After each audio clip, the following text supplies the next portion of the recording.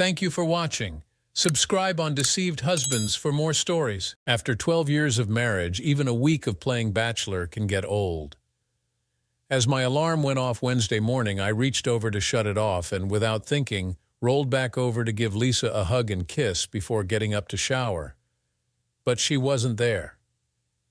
She was at the education conference and wouldn't be back until Friday. With the kids away at camp for another 3 weeks, I was alone in the house. I groaned, stretched, and started the process of making myself presentable. I was going to have a hard time getting up the energy to make it into the office again today. It's strange. Usually, I have no problem getting ready to go into work. I enjoy my job and look forward to the challenges that I face each day. But this last week has been difficult. I found it hard to go into work when I knew that Lisa was away at a fancy resort enjoying the conference. I envied her. It felt like she was away on vacation while I was stuck at home. I'm not sure why this week was different. Lisa is a nurse, so I've gotten used to her getting to sleep in while I went to work during school breaks. Nevertheless, the thought of playing hooky flashed through my mind as I drove into work that morning. I realized that what was making me envious was Lisa's excitement during our daily phone conversations. She wasn't telling me about the meetings and sessions. She was talking about the fun she was having with Jessica and her friends as they made the round of the afternoon and nighttime activities. Her call the day before had been a prime example. When she left for the conference, she was convinced that her boss, Steve, was going to try to seduce her. We had talked about it and came up with a strategy for dealing with Steve if he did try something. By yesterday's call, she had decided that Steve had given up on his plans, so she was free to enjoy the remainder of the conference in peace. The rest of the phone call was a blur. She went on and on about her plans in great excitement. She was so happy and excited that I could barely get a word in edgewise. I don't think she even thought about how I would react. I was happy she was having a good time, but deep down, I resented the fact that she could have such a good time without me. It sounded like she had forgotten that she was a wife and mother. I wondered if she thought about me at all once she hung up the phone. A further irritation came from her companions. During our call on Monday, she had talked about what a good time she had had dancing the past few nights. When I asked her who she was dancing with, she rattled off the names of 4 guys, Joe, Mike, Tim, and Greg. It turns out that her new group of friends was 4 men and 3 women. Not only was she out having a good time, but she was also getting wined and dined by some guys that I didn't know. I trusted Lisa, but there was something about the whole situation that caused my hackles to rise. Did they act like 4 couples when they were out together? In short, I was jealous. I was bothered by the good time that Lisa was having with her new friends while I was stuck working. I was bothered by the fact that it did not appear that she missed me at all. My ego was hurting. Could I be forgotten and replaced that easily? As I sat in traffic, I thought about how I was feeling and felt foolish. I had no reason to be envious or suspicious of Lisa. I was just getting burnt out and in need of a vacation myself. It had been a long time since I had gotten away from the office for more than a day or two. I needed to get away. I was going to talk to my boss that morning, get the next week off, and surprise Lisa with an impromptu vacation.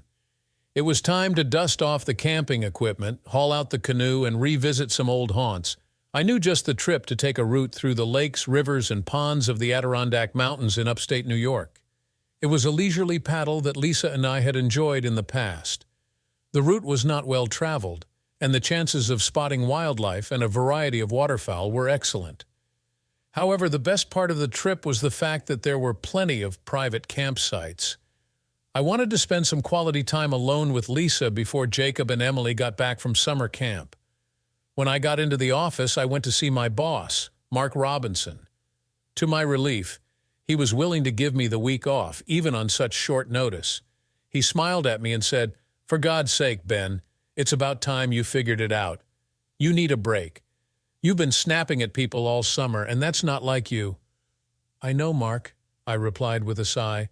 Between the conference that my wife is at, Emily's gymnastics camp, and Jacob's soccer camp, this summer has been crazy. I didn't think I was going to be able to afford to take the time off, so I have been trying to gut it out.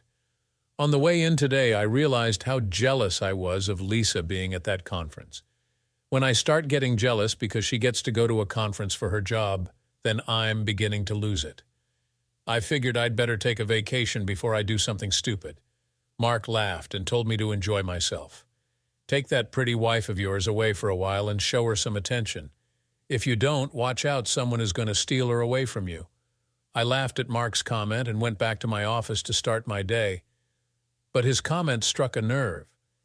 It seemed a little too close to my worries from earlier that day. Was she missing me? Later that afternoon, I called Lisa for our daily chat, but as soon as she picked up the phone, I could tell that her mood had shifted radically from the day before. She sounded jumpy, and her mind wasn't on our conversation. After talking with her for a few minutes, it was obvious that something was bothering her. "Lisa, what's going on? Is something wrong?" I queried. "What?" "No, nothing's wrong. I'm just tired," she stammered. "Are you getting tired of cooking for yourself yet?" I knew something was up. For the last 3 days, our phone conversations had been about the conference and what a good time she was having. Now she wouldn't talk to me. "Lisa, don't try to change the subject. Something is bothering you, I can tell. What's wrong? Did something happen today?" "Ben, there is nothing wrong. Nothing happened. I told you I'm just tired. I couldn't get to sleep last night. I had a lot on my mind and couldn't get comfortable without you to cuddle into. What was bothering you? You were so happy yesterday. Did something happen to you after our conversation?" I pressed. "Did Steve try to hit on you again? I'll kill him." "No, I told you it's nothing. Steve has been a perfect gentleman. I just got to thinking about us and started to miss you." "Lisa, look," she interrupted harshly. "Drop it, please. I told you it was nothing for you to worry about." Lisa caught herself and went on in a softer tone. "I promise I'll tell you all about it when I get home. Can we talk about something else?" I knew I wasn't going to get anything else out of her right then. After 12 years of marriage, I have learned that when Lisa doesn't want to talk about something, it's not going to happen. All I could do was hope that whatever was bothering her was not major and would keep until she got home. I gave in and changed the subject. "So tell me, what's on tap for today?" "Any special plans?" I asked. "I don't know," she replied softly. "I'm supposed to get together with Jessica, Angie, and Paula, but I'm not sure if I'm going to go. I might just take a nap." "What about tonight? Are you heading out for another night of dinner, drinking, and dancing with the guys?" I asked sarcastically. As soon as the words left my mouth, I regretted saying them. I knew that the tone of voice I used was bitter, but I couldn't help myself. I wasn't happy that she wouldn't talk to me about what was going on, and I didn't like the idea of her going out with a group of guys I didn't know. "What do you mean?" she yelled, picking up on my tone of voice. "Are you accusing me of something? You sound as if you're jealous." "I know," I sighed. "I think I'm jealous. It's just that all I have heard about since you got to the conference is what a great time you were having with your new friends. All day long I've been sitting here missing you, and I know it's stupid, but I'm feeling left out and sorry for myself. I just can't stop worrying about these other guys and the good times you're having with them. I'm sorry. I'm not accusing you of anything. I love you and trust you too much for that. I know that you would never do anything to hurt our marriage. Just forget I said anything." When I finished, Lisa didn't say anything for a long time. When she did speak, her voice was full of emotion. "Ben Jacobs," she choked, "you're not being stupid. I love you for worrying about me. Don't you ever forget that I love you more than anything. You are the only man that I have ever loved, and nothing will ever change that. You have no reason to be jealous because there is no one who could ever mean as much to me as you do." After that, we said our goodbyes and hung up. As I put down the phone, I thought I heard Lisa bursting into tears, but I couldn't be sure. All I could do was stare at the phone. That had been one of the strangest calls that I had ever had. It was obvious that something was bothering Lisa, but there was nothing I could do about it until she got home. I was feeling uneasy. Her reaction to my jealousy seemed out of character. I expected her to laugh at my concerns and tease me about it. Instead, she had broken out in tears and told me not to be jealous. Was she feeling guilty about something? And she never did tell me what her plans were for going out with her gentleman friends. To keep myself occupied, I threw myself into getting ready for our canoe trip. I decided to surprise Lisa with the trip. By Friday morning, I had picked up all the necessary supplies and everything was packed, including her gear. I was going to pick her up at the airport and head directly out to the Adirondacks.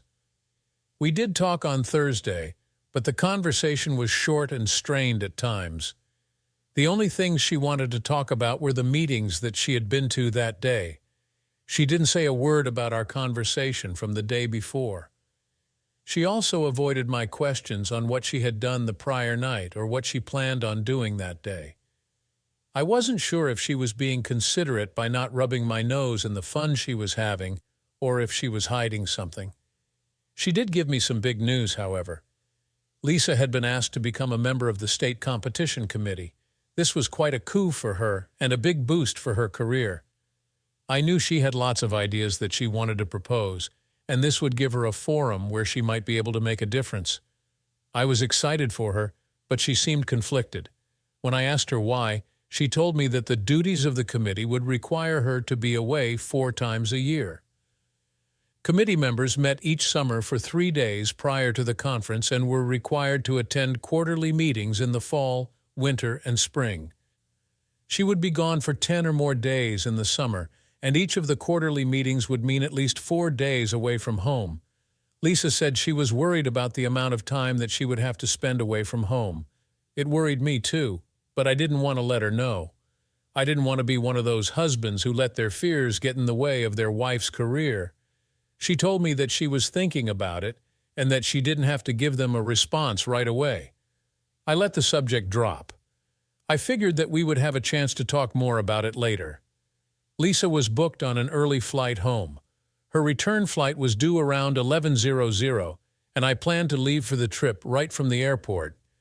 We had about a 4-hour drive, and it was about an hour's paddle into the first campsite I wanted to use. When Lisa got off the plane, she was happy to see me, but she looked haggard and tired. There was a tightness around her eyes that I did not like. She acted nervous and under stress. It was almost like she did not know what type of reception she would get from me. I kissed her quickly and hustled her over to the luggage carousel. I was thinking of the trip. I wanted to surprise her and get on the road as quickly as possible. We lucked out, and her bag came out quickly. I grabbed it, and we walked out to the SUV. When she saw the canoe on the roof, she looked at me with a question on her face. I smiled at her and said, "Surprise! I realized a few days ago that I was getting burned out.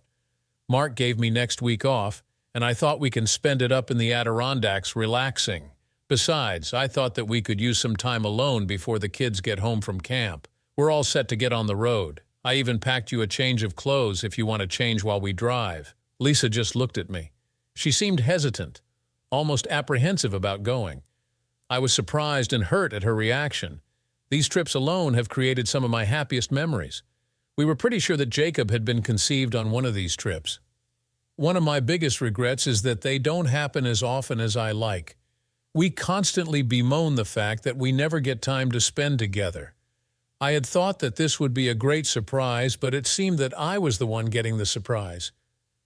"Look, Lisa, if you don't want to go, we don't have to. We can find something else to do," I told her. I'm sure I sounded testy. My tone of voice conveyed my disappointment and irritation at her reaction. Lisa flushed and looked away guiltily. She had some reason for not wanting to go on the canoe trip, however. She knew how much these trips meant. I don't think she could come up with a legitimate reason for not wanting to go. After a moment, she looked back at me with a forced smile on her face. "No, it's okay. I was just surprised, that's all. Let's get going." I just stared at her. "Lisa, I'm serious. If you don't want to go, we won't. I'm not going to force you to do anything you don't want to do." I placed her suitcase in the car, got in, and waited for her to join me. Admittedly, I was steamed. I was also confused, but I wasn't going to make her go. I had given up on the trip and was planning on heading to the house. As Lisa got in the car, I could see the tears in her eyes. She was going through an internal struggle that I could not help her with. As I left the airport, her eyes widened as she saw me take the road home. She sat there biting her lip and staring at me intently for a minute or two, and then sighed. "Ben, I'm sorry. I'm being selfish. It's not that I don't want to go. It's just that I've been away for a week. I'm tired and I wanted to get home. I need to talk to you, and I thought it would be easier to do it at home, but that's not fair to you. Let's go. I just need a little time to adjust." I looked over at her. "Are you sure? If you want to spend some time at home and rest, we can always take a shorter trip later in the week." Lisa looked at me and smiled tentatively. "No, let's go now. I know you've got your plans all made, and it's not fair to you to make you change them. I'm sure I'll be okay by the time we get on the water." I took her at her word and took the next exit. It took us only a few minutes to get on the right route out of town. I had to concentrate on the traffic for a while before I could settle in and put on the cruise control. When we were all set, I relaxed a bit and looked over at Lisa. "You said you had something you wanted to talk to me about?" Lisa looked over at me and gave me a nervous smile. "I just wanted to talk to you about the conference. It will keep until later. We can talk about it tonight once we make camp. Besides, I'm curious about something you said at the airport. You're feeling burned out?" The next 4 hours lasted forever. Lisa was determined not to talk about the conference or about what was bothering her. Every time I brought it up, she would change the subject and tell me that we would talk about it later. I could tell she was hiding something, but I couldn't pin her down. The final 2 hours of the trip were spent in silence as Lisa tried to nap on the seat next to me. When we got to the parking lot where we would be putting in, we quietly worked together to get the canoe off the car and loaded with the gear. We locked the car and set off for our first campsite. By now, her behavior was getting me seriously worried. Something was very wrong, and I had a feeling of dread as I tried to anticipate what she was going to tell me. When we got to the campsite, we fell into a routine and set up camp. We went about the chores of making dinner and getting a fire going. By unspoken agreement, we talked of inconsequential matters until we had finished eating and cleaning up. Finally, as dusk settled around us and we sat staring into the campfire, I knew that it was time to bring the matter into the open. "Enough is enough, Lisa. Can you please tell me what in the hell is going on? What's bothering you? You've been acting strange since I talked to you last Monday." Lisa looked over at me. She was on the verge of tears and was sitting hunched over with her legs curled up. She looked totally miserable. "Ben, I have a confession to make. I did a stupid, horrible thing at the conference. I hope you can forgive me." Lisa looked down at her feet and whispered, "I had sex with Joe." With this pronouncement, Lisa burst into tears and buried her head in her arms. For an eternity, I just sat there and stared at her. All of the insecurities and worries that had been plaguing me since she started talking about the men at the conference on Monday came flooding back. My worst nightmares had come true. She had gone to the conference, forgotten about me, and replaced me emotionally. I was in turmoil. Her announcement had come as a complete surprise. While I had been jealous of her spending time with guys, I didn't know I never imagined that she would cheat on me. I was devastated and I was angry. "What the hell do you mean you had sex with Joe?" I shouted. "How could you do this to me?" I'm normally in control of my emotions, but for a while I lost it. Lisa just sat there crying, curled up in a ball. As with every insult I hurled at her, she flinched and slipped deeper into misery. She didn't even try to defend herself. Finally, my outburst burned itself out and I sat back down and stared at her coldly. At that moment, I wasn't sure what I felt for Lisa or what to do next. I still loved her, but I hated her too. I hated what she had done to us. Her confession destroyed me emotionally and devastated the trust that I had in her. "Do you have any explanation for yourself?" I demanded. Lisa looked up at me and whispered, "I'm so sorry. I don't care if you're sorry. I just want to know what happened and if you can give me a reason for it." I snarled. Over the course of the evening, Lisa haltingly told me her story. She explained her relief at finding Jessica's name on the conference list and her surprise at finding that 4 of Jessica's friends were men. She told me what they talked about and how she had grown comfortable with them.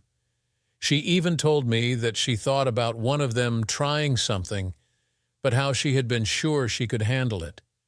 She was totally miserable as she talked. I just sat there and stared at her.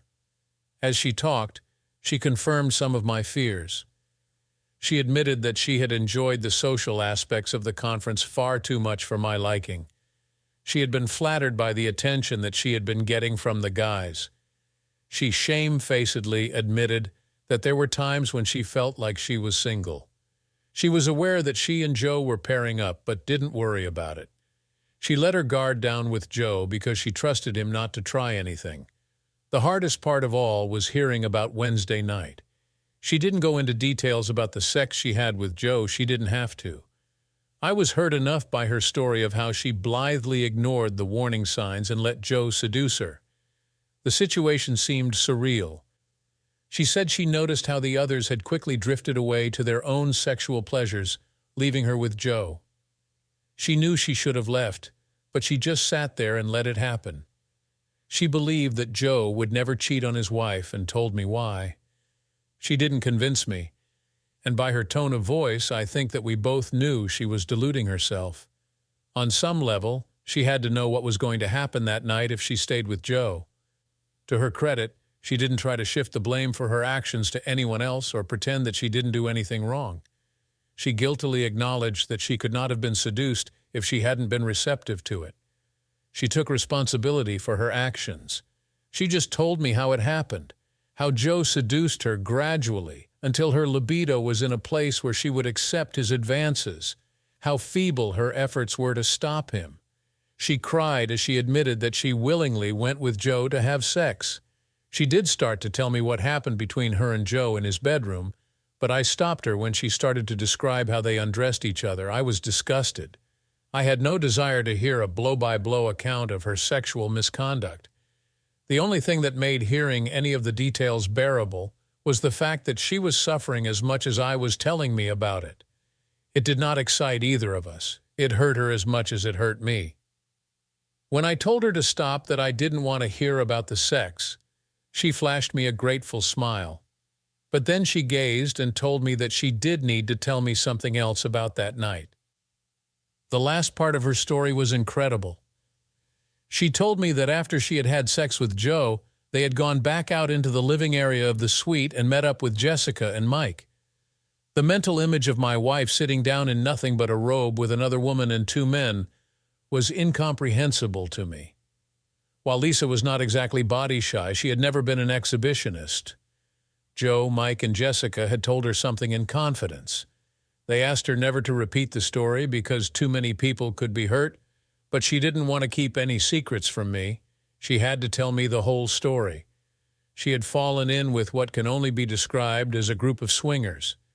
She gave me the history and the absurd rules that they had created for their cheating. She even went through all of the rationalizations that they used to justify their actions. Her voice shook as she told me their argument that the sex was only for fun and did not have to affect her marriage. She described their methods of hiding their assignations and their attempts to persuade her that it could be hidden from me. They believed that the sex was meaningless to the marriage as long as no emotional bonds were formed. That was when she dropped her final bombshell of the evening. I knew she had been invited to join the competition committee. What I did not know was that the committee was the method by which they got together. She had been invited to join their sex club after they invited her to join them. Joe asked her to spend the night with him. He wanted more sex, but she refused, although she admitted that she was still aroused and tempted to stay. However, she told me that she was confused, guilty, and scared and needed time alone to think. She didn't know what to think about their arrangement. She didn't know how to respond to the offer. She was feeling guilty for giving in to temptation with Joe. Now they were asking her to knowingly enter into a long-term sexual arrangement. Although they did their best to convince her it was not really cheating on me, she was skeptical of their arguments. Her confusion and her skepticism were enough to overcome her arousal, so she left. Besides, she said, she felt that sleeping with Joe would have created a level of intimacy that she did not want. She thought that sleeping and cuddling with him would be a bigger betrayal than the sex. When Lisa finished describing Wednesday night, she just sat there, drawn into herself, staring into the embers of our campfire. I sat there mulling over what I had heard. I had questions about her behavior, but I dreaded hearing her answers. Finally, I stirred and asked her, "What about the rest of the week? Did you go back and screw him some more on Thursday and Friday nights? Is that why you refused to tell me what you were doing?" Lisa winced at the accusing tone of my question and looked up at me with a pained look on her face. I deserve that, but no, I only had sex with him on Wednesday night. After I left the suite, I spent the night tossing and turning, thinking about what I had done and what I was going to do. Ben, I am sorry to say this, but I did think about their offer. The sex was physical and nothing at all like the way we make love. It was just another way to have fun, like dancing or playing a game. It didn't have any special significance. It was so casual that it seemed like just another social activity that I could choose from. I don't love Joe and didn't make love to him. You are the only man I have ever made love to. I know it's a cliche GC, but it was just physical, just sex. I almost convinced myself that this was okay.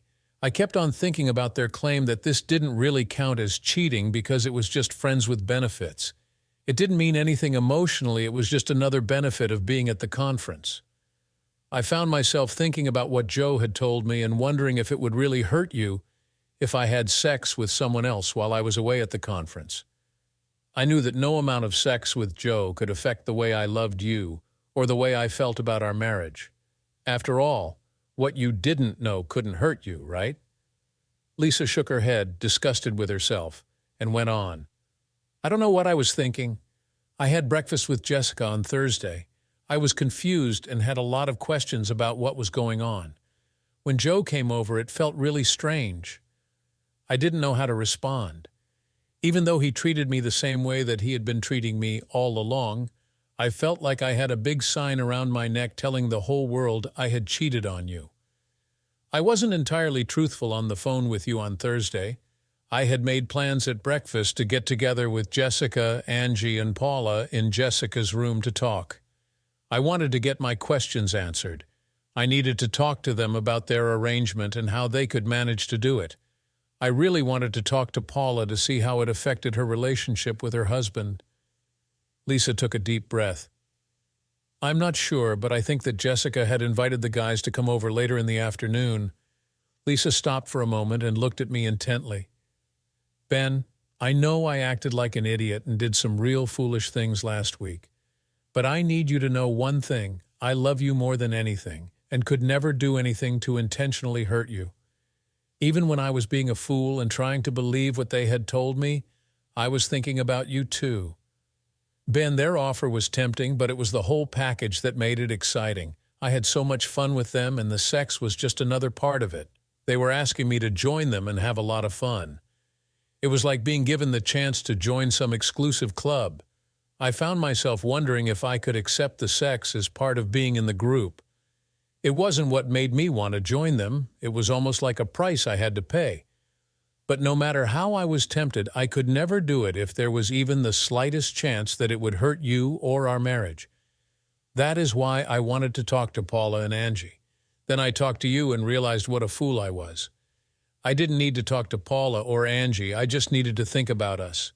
When I got off the phone with you, I just started to cry. No matter how I justified it, it would affect our marriage because I would know that I was cheating on you. Even if I could hide it from you, I couldn't hide it from myself. It would have to affect our marriage because it would affect me. I couldn't believe that I had even thought about joining them. When you told me how much you loved and trusted me never to do anything to hurt our marriage, I felt like here you were, apologizing for doubting me when I had just betrayed your trust. I felt like dying because I knew that I had let you down.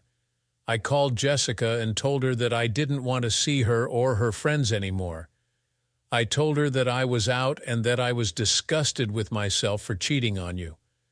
The last 2 days, I spent in my room crying and trying to decide what I was going to do to make this up to you.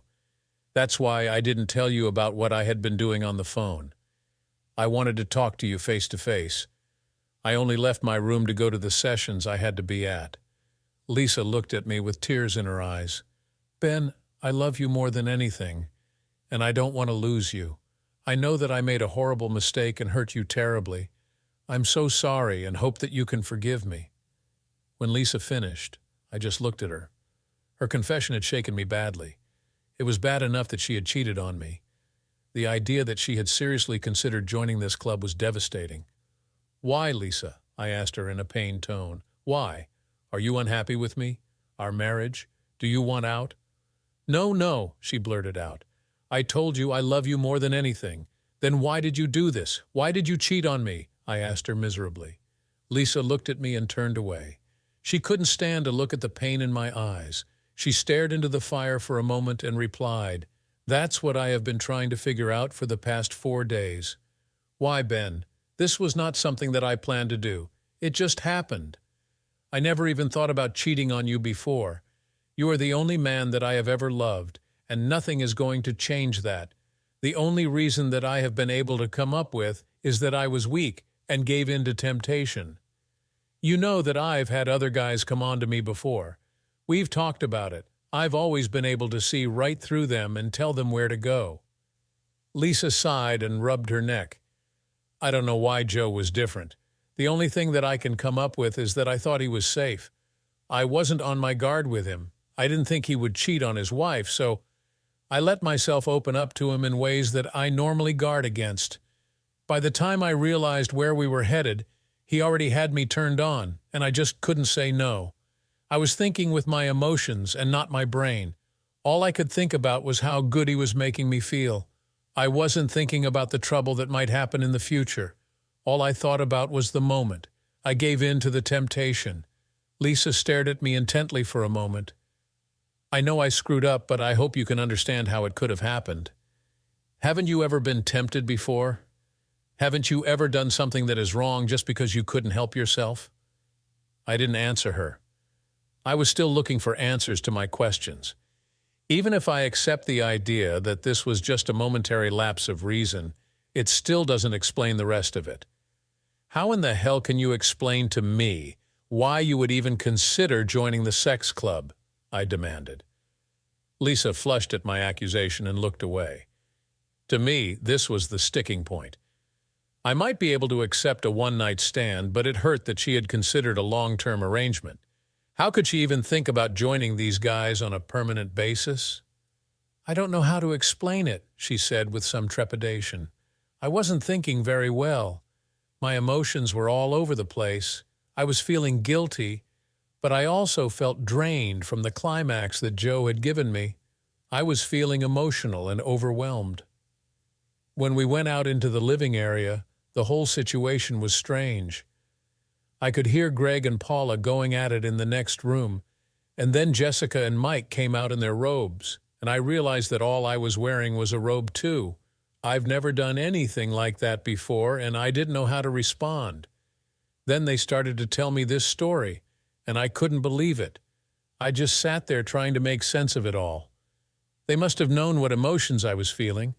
They kept telling me that I had nothing to feel guilty about, that what I had done with Joe did not hurt you or betray you. They were trying to take away my guilt." Lisa sighed and looked at me. Part of me wanted to believe them. If they were right, it would be easier for me to live with what I had done. They were giving me the excuses I needed to justify my behavior. It was easier to deal with my own guilt when they were telling me that everything would be all right. But I still felt guilty and had doubts when I left. The thing that kept running through my mind was the fact that I cheated on you. Yes, I did think about their offer, and I've already told you it was tempting.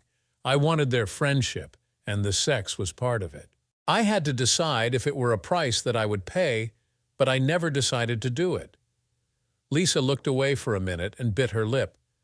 I have to be honest. Until I spoke to you, I didn't really think everything through. I was just thinking about it from my perspective, how it would affect me. I didn't think about how it would affect you if I lied to you and cheated on you. It wasn't until you told me you loved and trusted me that I realized how selfish I was being. "Meg, I need to know," I demanded. "You keep on saying the sex wasn't important to you and was a price you would have to pay to be part of this group. What do you mean? You said earlier that you went with Joe willingly. You wanted to have sex with him." Lisa looked down. "You're right. I hate to admit it, but by the time we got into his bedroom, I was ready to have sex with Joe. He had gotten me very aroused, and I wanted him as much as he wanted me. He was a perfect gentleman, and the sex was very exciting. He has a lot of experience and made me feel things I have never felt before. I just stared at her. This talk had turned into a nightmare. Not only had my wife cheated on me, she had topped off the evening by telling me in so many words that Joe was a better lover than I was. Now I was hurt both emotionally and in my ego. Lisa looked up and saw the expression on my face. Suddenly she realized what she had just said, and a horrified look crossed her face. She could see how I had taken her words. She could see how her words had affected me. "Ben, I never meant to suggest that Joe was better than you," she blurted out. Lisa took a deep breath and went on. "I can't deny that the sex was exciting. It was different from how we make love. Joe has a lot more experience than either you or I. He went out of his way to make sure that it was good for me. Sex is a game with him, and he showed me ways to extend the experience and enjoy what was happening.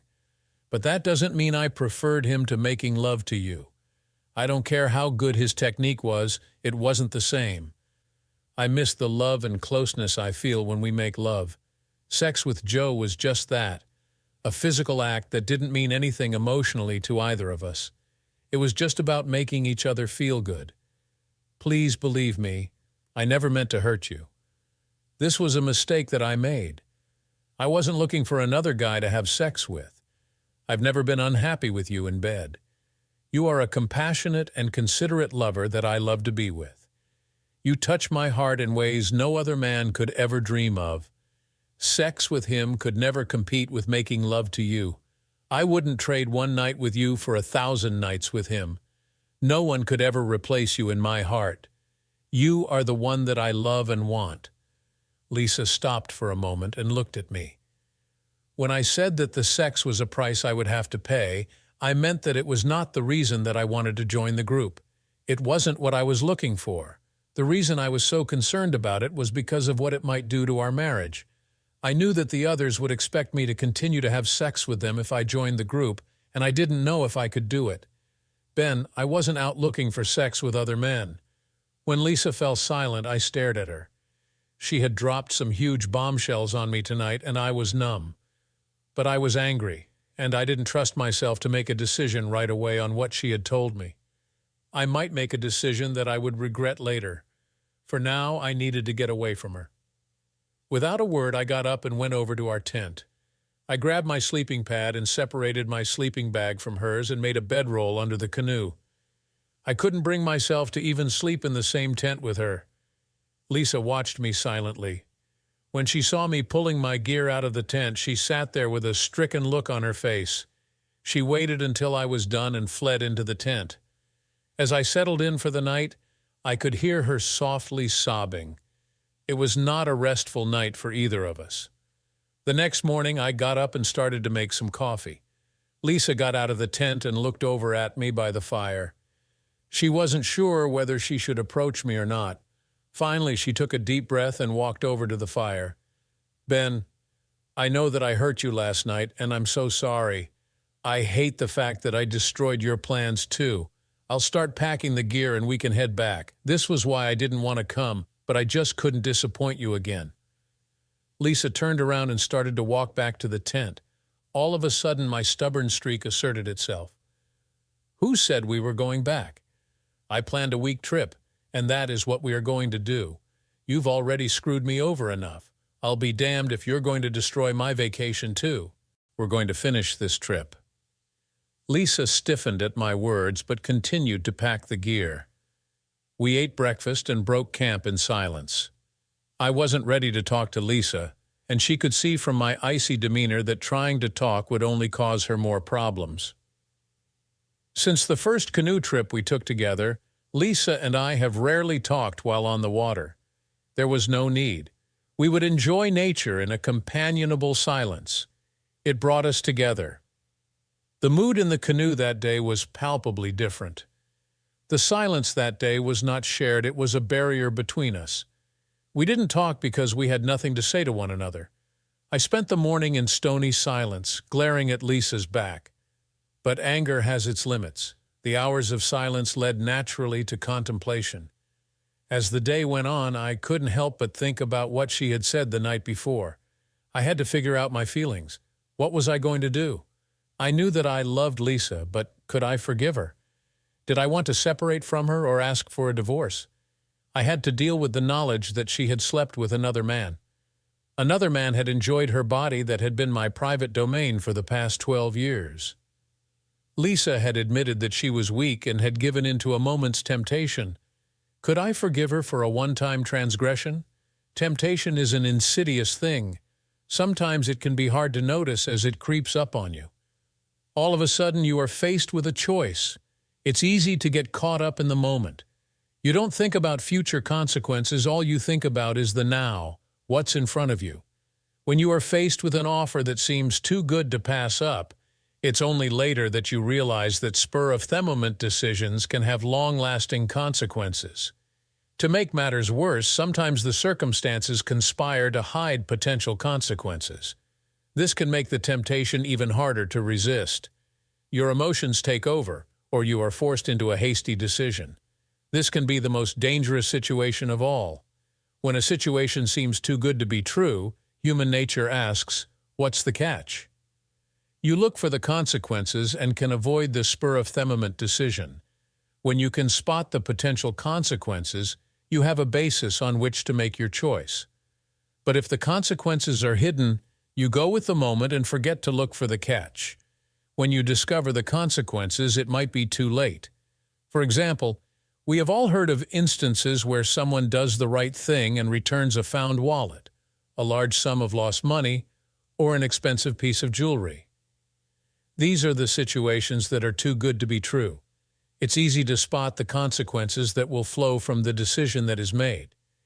You can see the harm that will come to the person who lost the item and the potential consequences if you are caught keeping the money or the item. You can imagine the potential rewards of doing the right thing. There is the temptation to keep the money, but you make your decision with knowledge of the consequences, and this makes it easier to resist. But we have all found a quarter or a dollar on the street and picked it up without a second thought. How much effort do we expend to find the rightful owner? It's not even thought of as a temptation. You don't think about that money belonging to someone else. You just think that it is your lucky day and walk on. For each of us, the line where we stop thinking of it as a lucky find and start thinking about the person who lost the item is drawn in a different place. Lisa had given in to Joe. She had told me that she hadn't thought about the consequences before she slept with Joe. She acted on the spur of the moment and gave in to her emotions. She never looked for the catch. When she did think about the consequences, her reaction was what I would hope. She had deep regrets when she realized what she had done. She refused to have sex with him again and avoided him for the rest of the conference. As I thought about what Lisa had done, I began to think if there was still a future for us. It hurt to know that she had sex with some other guy. Lisa had touched on the issue of temptation last night and had asked me some troubling questions that I had ignored. There have been occasions where I have faced similar temptations. I can understand how hard it is to stay in control. There have been 3 times during my time with Lisa that I have faced temptation with varying degrees of success. Rationally, I could understand how Lisa's emotions could have caused her to be unfaithful to me. Rationally, I was pleased that she rejected further involvement as soon as she thought about the potential consequences. But emotionally, I was torn up. All I could see was Lisa opening her legs for another man, seriously considering a long-term relationship. These thoughts made me so angry that I forgot about my actions. All I wanted to do was scream. I realized that I would have to face up to my emotions if I wanted my marriage to continue. I needed to figure out a way to get past this. By the end of the day, I was emotionally exhausted. We pulled into the bank and started to make camp quietly. I was no longer visibly mad at Lisa. I just did not know how to deal with the situation. As Lisa pulled my sleeping gear out of the canoe, she looked at me with a question on her face. She didn't know if I was going to share the tent with her or not. I just gestured for her to leave it. I didn't know either. After dinner, I sat there staring into the campfire, brooding. Lisa had made a few efforts to start a conversation, but I was withdrawn. I was still trying to make sense of everything. I knew we had to talk, but I wanted to get a handle on my emotions first. "What a mess," I exclaimed into the silence. "Christ, Lisa, how could you do it? How could you mess us up so bad?" Lisa started to apologize again, but I waved her off. "I know, Lisa, you're sorry. I'm sorry too, but that doesn't get us anywhere." I shook my head. "Look, I thought about this all day long. I think I can even understand how it happened, but God damn it, it hurts. I just can't get the picture of that asshole doing you out of my head." I glanced over at Lisa in frustration. "Sometimes I wish you never told me. I believe you when you say that it's not going to happen again. I know he doesn't mean anything to you. You handled the situation yourself, so why didn't you just keep quiet? There's nothing I can do about it now, so what's the use in telling me?" Lisa looked at me in shock. She couldn't understand how I could even think that not knowing would be preferable to living with the image of her screwing someone else burned into my mind. "I had to tell you. We have to deal with this. Ignoring what happened is not going to make it go away. If I didn't tell you about this, it would just make it worse. You know I can never hide anything from you. Hell, you figured out that something was wrong over the phone. You would have seen that I was feeling guilty about something as soon as I got home. You would have gotten mad because I was hiding something from you, and it would cause even more problems. It would have been a lot worse for both of us if you found out from someone else that I cheated on you. My lying would have made it worse." Lisa stared at me with a sad look in her eyes. Besides, I know how shitty it feels to be in the dark, to know something happened, but not what, to be humiliated by hearing what happened from someone else. Lisa looked over at me with a worried expression. "What happens now?" "I don't know, Lisa. We both have a lot to think about. I know that I still love you, and my mind is telling me to forgive you, but it's still too soon. I'm still hurting too much to forgive you right now. Lisa, I'm scared. Something is wrong with our marriage, and I don't know how to fix it. We both love each other, but why do we keep screwing up? If our marriage is so happy, why are we so open to temptation? Neither of us resisted too hard when we were offered something different. You told me last night that you wanted the whole package. It wasn't the sex that you were attracted to, but the fun the group was having. Tonight, you tell me that this fun included flirting and acting like you were out on a date with Joe. That scares me worse than the fact you had sex with him. You were out looking for something that he was giving you. It makes me feel like you're bored and looking for ways to replace me. Hell, you like the romance." Lisa gaped at me and shook her head in denial, but I had developed a full head of steam. "I know you love me and don't want to divorce me, but let me ask you this. What would have happened if the sex didn't happen, and they just asked you to join this social club at the conference every year? Would you have done it?" I didn't wait for her answer. "Think about that, Lisa. If you feel the need to find excitement dating some other guys, what does that say about our marriage and me?" Lisa just sat there with tears in her eyes. She started to speak, but I stopped her. "Not tonight, Lisa. We're both too tired to deal with this anymore tonight. Besides, we both have some thinking to do. Let's go to bed and talk about this some more tomorrow night." Lisa nodded her acceptance and got up to walk to the tent. After a few steps, she stopped with a question. "Ben, where are you sleeping tonight?" "I'll sleep in the tent, but Lisa, I'm not ready to cuddle with you or share a sleeping bag." The rest of that canoe trip was intense. By day, we would paddle in silence, each of us thinking about the prior night's conversation. No, the silence wasn't shared, but it was no longer a barrier between us. It was a start. At night, we sat and discussed our marriage. We talked about what was right and what was wrong and how we could work to fix it. We were both scared. Lisa's confession had opened a big can of worms that needed to be dealt with. We had not worked on our relationship with the care and concern that we had spent on our kids, our jobs, or the rest of our lives. We had drifted along, thinking everything was okay without looking ahead. Yes, we cuddled and talked at night, but we weren't spending enough time together. I wasn't giving Lisa the romance she needed outside the bedroom. We had fallen into a parent trap. We hadn't thought about ourselves for a long time. Our lives were tied up in Jacob and Emily and outside interests. Even our canoe trips and hikes had taken a back seat to more pressing concerns. We talked about what would happen in a few years when the kids left home for college. We had better start working on us if we were going to be ready for the empty nest. We also figured out that my earlier problems had indirectly affected Lisa's actions at the conference. Lisa didn't act out of boredom. Subconsciously, she acted with the belief that there would be minimal consequences for her behavior. We talked a lot about consequences in her failure to communicate fully. We understood that our marriage was on shaky ground. The trust had been eroded on both sides. One further slip by either of us could end it, no matter how much we loved one another.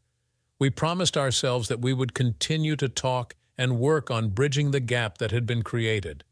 We also promised that we would both think about the consequences of our actions.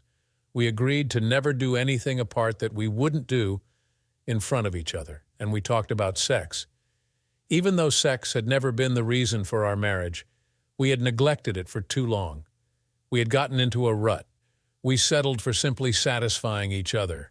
We never tried to bring it to the next level. We decided it was time to change our mindset. It wasn't that we wanted to get wild and try exotic new things, but we decided that it couldn't hurt to spice it up a little. At the very least, we needed to slow down and take our time. I wanted to give Lisa the fireworks she had seen with Joe, and she wanted to see how she could make my climax more intense as well. It wasn't a fun week. At times, my anger would come to the forefront and I would lash out at Lisa. At times, she lashed out at me as well. Many nights ended in tears, but we kept at it. It may not have been fun, but it was necessary. I learned a big lesson that week. I could have focused entirely upon my anger and blamed Lisa for what had happened. I could have spent the week berating her for her stupidity and sleeping with Joe. I could have given in to the temptation to focus on the immediate problem and avoid looking at the big picture. But I didn't. I chose to look beyond the immediate problem to find the source. I chose to fix what was wrong with our marriage. I remained angry with Lisa, but I tried to channel that anger into something that would help both of us in the long run. By the end of the week, I was sharing a sleeping bag with Lisa again. I wasn't ready to have sex with her yet, but it did feel good to hold her in my arms again. Truth be known, I enjoyed cuddling with Lisa as much as she enjoyed it. I knew that eventually my anger would fade, and I would be ready to take our relationship back, but first, I had to get the image of Lisa and Joe out of my mind. By the time we paddled back to the car on Saturday, I had reached a conclusion. For my own ego, I needed to meet Joe. I had to face down the man who had slept with my wife. Lisa wasn't too happy with the idea. She had seen the progress we had made and was afraid that seeing Joe would just set me off again. She also was worried about what I might do. She was concerned that I would confront Joe or let his wife, Amy, know about what had happened. She felt miserable about the possibility that she would be involved in the destruction of Joe's marriage. I told her that I needed her to trust me. I wasn't interested in destroying Joe's marriage. I didn't want to go macho and threaten him to stay away from Lisa. I didn't even plan to tell Amy about Joe's extracurricular activities. But I did want to teach him a lesson, and I needed to make sure that he knew that Lisa was mine and mine alone. Facing down Joe was the first step in making a decision about the invitation to join the competition committee. We had spent a lot of time last night talking about whether Lisa should accept the invitation. Lisa wanted to reject it. She didn't want the threat to our marriage, and she felt uncomfortable about the invitation. She felt it had been offered to her under false pretenses. She hadn't earned it. I wasn't so sure. While I did worry about the time she would have to spend away from home, I knew that if our marriage were to survive, we needed to learn to trust each other again. I couldn't keep her at home forever. Besides, I was proud of her. Even if she didn't think she deserved to be on the committee, I did. I wanted her to have the forum for her ideas. I just wanted to make sure that her work on the committee didn't affect our marriage. I wanted to make sure that she wouldn't face peer pressure to get back together with Jessica, Joe, and the gang. My plan was relatively simple. I wanted to keep Joe off balance. I wanted to meet with him without his being sure what I knew. I would confront him on his own turf because I wanted his wife present. I hoped that I might be able to give him a taste of his own medicine. When I explained to Lisa what I wanted to accomplish, she reluctantly agreed to help me. Although Lisa didn't like it, she was willing to trust me. We packed the car and drove toward Joe's hometown. That night we stopped at a motel, and Lisa called Joe's house. She explained that we were on our way back from a trip and wanted to meet with him. We had questions about the committee. She told me later that he sounded surprised to hear from her. I think he had expected her to reject the invitation. Reluctantly, he agreed to meet with us the next day after lunch. He was even more reluctant when Lisa told him that I had specifically asked if Amy could be there too. She said he got alarmed at that, but that he couldn't press her for details because I made sure he could hear me in the background. All she told him was that I wanted to talk to her as well. I hoped it worried him. I wouldn't mind if he had a sleepless night wondering if the shit was about to hit the fan. When we pulled up to Joe's house, he came out to greet us. Joe reminded me of countless jocks that I've known throughout the years. He had the look and the attitude of a big man around campus. He was about 4 or 5 inches taller than I was and looked to be in fairly good shape. When I got out of the car, he looked me over and dismissed me as a physical threat. I'm used to it. I'm short and thin. More than one jock has underestimated me through the years, and often their attitude toward me caused them to underestimate me in all areas. I was counting on Joe to do the same. I would take any advantage I could get. His smile was forced and uncomfortable. He wasn't used to facing the husbands of his playmates. I wanted to make him sweat as long as I could, so I shook his hand and looked him in the eye. I stared at him for a moment without letting go of his hand. So, you're Joe. Lisa has told me all about the conference. I wanted to meet the man who spent so much time with my wife. My comments were made in a neutral tone. I wanted him wondering just how much Lisa had told me. Joe studied my face for a moment, trying to figure out what I knew. I kept my best poker face, and he glanced away nervously and escorted us to the patio. We were just sitting down when Amy came out with a tray of drinks. If Joe was your typical jock, Amy was the girl next door. She had a friendly, open face and a personality that made you want to like her immediately. She was the type of woman that would be attractive to the guy who preferred Marianne to Ginger or Betty to Veronica. In short, she was cute, not beautiful. I think Joe was surprised when Lisa and I started out by asking him legitimate questions about the committee. We did have concerns, and we saw no reason not to get the answers. After a while, he started to relax. He was convinced that Lisa hadn't told me what had happened.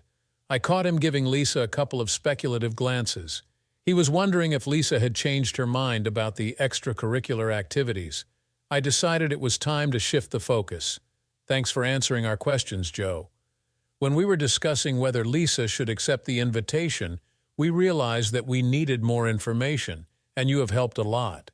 But there is one aspect of the committee that I'm very concerned about, and I hope that both you and Amy can help us out. Amy looked puzzled. I'm not sure how I can help. I don't know anything about how the committee works. It's not the committee I'm worried about, Amy, I replied. It's the rest of it. I'm concerned about the amount of time that Lisa will be away from home. That was why I wanted to talk to you. I don't want our marriage to be affected by our jobs. I want to talk to another spouse about what it is like. Lisa told me the committee meets 4 times a year and she would have to be away for about 3 weeks a year. I don't want to pry, but has this caused any problems for you and Joe? How have you been able to handle the separation? Although Joe looked uncomfortable, Amy smiled. It hasn't been a problem. Of course, I miss him, but I know it's something that he needs to do for his job. But don't you ever get jealous? I got jealous of Lisa by the 3rd day she was at the conference. She was done by 2:30 every day and off doing something every night. She was out at parties having a good time. I got jealous of all the time she was spending dancing and socializing with the guys at the conference. How do you deal with all the partying that goes on? Joe shot me a dirty look. I hadn't accused him of anything, but I was bringing the conversation into dangerous territory. I was raising questions that he didn't want asked, but there was no way that he could stop it without it looking suspicious. Amy looked troubled. What do you mean, what parties? I smiled to myself. I had suspected that Joe had not been overly forthcoming with the details of what he was doing while he was away. I couldn't see how he could have and remained happily married. From what Lisa had told me, the social club had been going strong for years. That was something I could tell her about. For now, I would keep quiet about the sex, but it was time that she learned about the fun Joe had while he was away. I told Amy what Lisa had done at the conference. I told her about all of the afternoon activities. I told her about the dinners, the parties, and the receptions. I didn't lay it on thick or accuse anyone of doing anything improper, but I didn't hide the fact that Lisa and Joe had spent a lot of time together outside the meetings. Amy already knew that Joe was part of a social group from the committee that did a lot together. She just wasn't aware that half of the group were women. Amy didn't look too happy. She was shooting angry looks at both Lisa and Joe. Lisa looked uncomfortable but didn't look away from Amy's gaze. Joe was just sitting there with a stunned look on his face. Some of his chickens had come home to roost, and he knew that he had a lot of explaining to do. That's why I was jealous, Amy. She was out having a great time, and I was stuck at work. From what Lisa told me, the committee meetings are the same. The meetings get done mid-afternoon, and they all get together to socialize for the rest of the time. Even though I trust Lisa, it doesn't mean that I like it when she is out with some guy I don't know. I shot Joe a pointed glance and smiled before turning back to Amy. You didn't know about this? Joe was halfway to his feet and started to babble some type of explanation, but Amy got up and stormed from the room without a backward glance. A few seconds later, I heard a door slam in the rear of the house. Joe looked over at me with an angry look on his face. What the hell was that about? Are you trying to screw up my marriage? He snarled. I was going to ask you the same thing, I replied mildly. All I did was tell her what went on. Something you should have done a long time ago. You're the one that was with my wife. Joe tried to bluff his way through. I don't know what you're talking about, I responded forcefully. Lisa told me about the conference, Joe. She told me everything. I know you were flirting with her and how you got paired up at the parties on Monday and Tuesday. I lowered my voice and continued. She told me about Wednesday night too, Joe. She told me about what went on in the hospitality suite. I know you had sex with her. The color drained from Joe's face, and he looked over to Lisa for confirmation. She didn't look too pleased either. The fact that he had failed to tell Amy anything bothered her. She was beginning to rethink her opinion of Mr. Joe Smith. Joe started to deny the accusation, but then slumped back down in his chair, defeated. What do you want? He asked wearily. Just don't tell Amy. She'd kill me if she finds out. What do I want? I responded sarcastically. Can you put my marriage back the way it was? Maybe you can tell me why I should care about your marriage when you obviously didn't care about mine. I'm sorry. I never meant to hurt your marriage, Joe replied desperately. It didn't mean anything. We were just having fun. I wasn't looking to have an affair with her or anything. No, you just wanted to have sex with her. You don't think that didn't affect my marriage? Tell you what, if it doesn't mean anything, I'll take Amy back home with me for the week and just have some fun with her. I'm sure you won't mind. After all, it will just be sex, right? Joe's eyes blazed at this suggestion, and I gave a bitter laugh. What's the matter, Joe? It doesn't seem so innocent when you are the one who will sit at home, does it? If it didn't mean anything, you wouldn't mind if Amy did it too. Don't give me any crap about it not meaning something. If you're going to screw around with someone else's wife, it means something. What the hell is wrong with you anyway? I demanded. Why are you screwing around when you have a wife like Amy at home?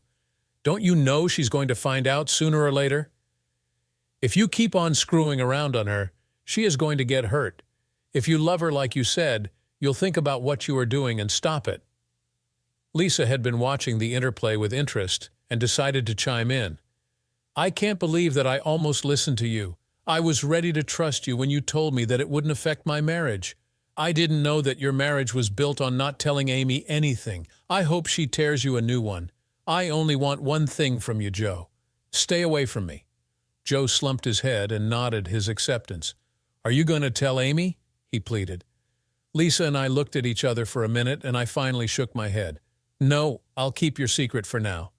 Amy seems like a nice girl, and I don't want her to get hurt. But if you ever come near Lisa in the future or try to get back at her, telling Amy is just a small part of what I will do to you. Let's get out of here, Lisa." As we left the house, Joe sat there with his head in his hands. I didn't want to ruin his marriage. I just wanted him to learn the consequences of screwing around with my wife. The rest was up to him. I didn't plan on giving him any more thought. I had my own marriage to save. Lisa and I did make it, although it took time to get our marriage back to where it had been. Trust is a hard thing to earn and easy to lose. It took time before I was able to trust Lisa in social situations when I wasn't there.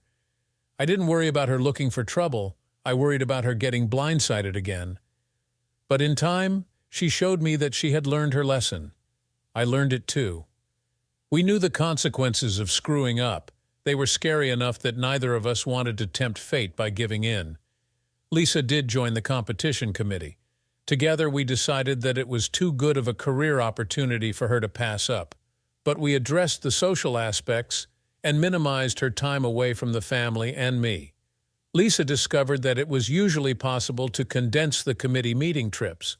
The winter meeting became an annual family trip to the capital. We also realized that the kids and I could vacation near the resort where the annual conference was held. As for Joe, Jessica, and the rest, their social group didn't last too much longer. The members started to drop out rapidly. Jessica and Mike were the first two to leave. It turned out that they had gotten together on a more permanent basis and were planning on getting married. All of a sudden, the idea of maintaining a friends with benefits relationship with Joe, Angie, and the rest didn't seem so innocent anymore. Joe had a change of heart as well. Lisa and I scared him when we showed up at his house. He followed our lead and started to bring Amy and his family to the conferences and meetings. I would see them around occasionally, but for some reason, he never wanted to come over to say hi. With half of the group gone, things weren't as much fun for Angie, Sam, Mike, and Paula. It was also more difficult to hide what was going on. I heard rumors of a confrontation between Paula's husband and Mike a few years later, but the matter was hushed up. Paula did resign from the committee rather abruptly, however.